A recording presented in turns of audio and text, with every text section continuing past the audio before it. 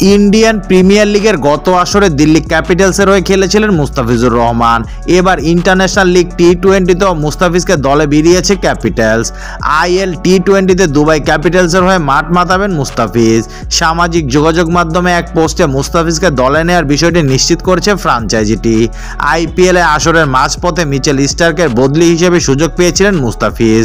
এবার IL টি-20তেও English pacer look উডের বদলি হিসেবে খেলবেন কাটার মাস্টার। আগামী 30 সেপ্টেম্বর অনুষ্ঠিত হবে আইএল টি-20 নিলাম। এর আগেই দল পেলেন মুস্তাফিজ। আগামী 2 ডিসেম্বর থেকে মাঠে গড়াবে এই আসর। ফাইনাল হবে আগামী বছরের 4 জানুয়ারি। দেশের বাইরের কোনো লিগে চতুর্থবারের মতো খেলবেন মুস্তাফিজ। ইতিমধ্যে Lankan premier league, Pakistan super league ও ভাইটালিটি ব্লাস্টে খেলেছেন তিনি।